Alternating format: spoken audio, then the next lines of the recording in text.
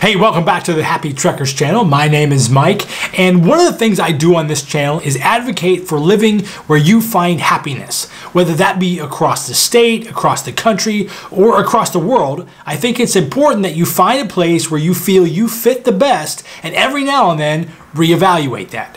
Now, many people have found happiness outside of the US, but unless you plan to work in that country, you'll need a way to fund that lifestyle.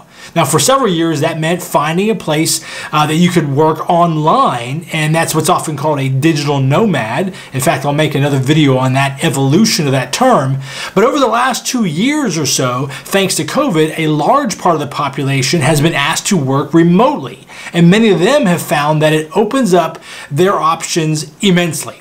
Well, many may not be truly digital nomads, at least according to the traditional definition. They certainly take on many of the characteristics as they embrace remote work. That brings us up to today's topic. Schmidt is the 66-year-old former CEO of Google, and he had some thoughts on remote work during an interview recently that I found interesting and perhaps a bit troubling. So Google has recently announced a return to the office for a majority of their staff, and Schmidt was singing the praises of that move. Let me read to you some of the quotes he made in that interview. Number one, it's important that these people be at the office. Number two, younger employees, particularly those between ages of 25 and 35, can also use in-office settings to be more effective and develop their management styles. Number three, I don't know how you build great management working remotely. I honestly don't. And number four, Schmidt said a large-scale movement to permanently work remotely would deny at least 30 to 40 years of workplace experience. So let's talk about this for a minute, okay? His first point, it's important that these people be in the office. Now, I think what he was specifically referencing was collaboration purposes. Okay, that's fine. I understand his point, but I think he feels that most people collaborate as he does in the executive suite. I don't think that's true.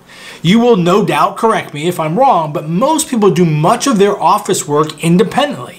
Yes, of course, we all have meetings and various other get-togethers, but for many people, the majority of their day is spent heads down, doing the work you need to get done, not collaborating with people at a whiteboard. For many of us, we are stuck in meetings, but over the last 7 years, I have had almost daily meetings with various teams, and rarely, almost never, has it been an in-person meeting with all the meeting attendees in one room. In fact, I was more likely to have meetings with people spread out across the world, from California to the UK to Hong Kong to India. What good does it do for me to come to the office only to collaborate with people 8,000 miles away? Now, you may call me a cynic if you must, but I suspect a great many managers share that same sentiment about being in the office, but for far less positive reasons. They often lack the trust in their employees, and they assume that if they cannot walk the floor and see people working, then they must be goofing off. Now, I'm not naive. I am sure that happens, but isn't that what performance standards are for? If you have an employee that's now working from home and their productivity drops, wouldn't a good manager talk with them and try to understand what might be the cause for this? And if the productivity does not improve after some coaching, I'm sure the company has some progressive action plan to deal with it. The point being, do we need to see people in order to manage them? I don't think so. All right, question of the day. Do you work remotely now? If not, do you want to? And if you do, what do you like about it? What do you dislike about it? Let me know in the comments. I'd love to hear your thoughts. Now let's get back to the video. Schmidt also says younger people need to be in the office to develop their management style. Well, those styles are largely based on managing people in an office. So, meaning the styles that we're familiar have been honed and perfected with an in-person workforce. But that familiarity does not mean that we are limited to those styles, does it? Can't younger people who are already used to being social via virtual connections like Facebook and Instagram and Xbox Live, can't these people develop management or leadership styles in a virtual world for a virtual workforce? Yes, of course they can, and in fact they will. Schmidt also says, I don't know how you build great management working remotely. So maybe he doesn't, and I will absolutely concede that he knows far more about building a world-changing team than I do, but his not knowing how to adapt to this new environment doesn't necessarily mean that it is not workable. It may simply mean that for the last 50 years or so that he has been working, he developed his style in a different way that applied to that environment. Of course, changing the new environment would be a challenge, but again, that doesn't mean that it can't be done. And finally, this was the statement that really caught my eye the most. He asked, would we deny the last 30 or 40 years of workplace experience? All right, quick story time. When I was 19, I went to work for a large credit card company as a phone rep. I'm just a kid on the phone answering calls. This is 1990. Yes, I'm that old. And I wore a suit to work. I'm talking a full suit. Press shirt, ties, watch, etc. Then suddenly Casual Fridays was a thing. So it was, oh wow, you mean we could wear Dockers and a polo shirt? What a glorious time to be alive. Then some companies went to full-time business casual, and the old guard lost their freaking minds. I mean, you can't possibly be successful not wearing a suit. You have to dress for success. You feel more professional if you dress up, and that'll make you act more professional, yada, yada, yada. Guess what? None of that turned out to be true. I remember around 2012, a CEO took over the financial company that I was working at.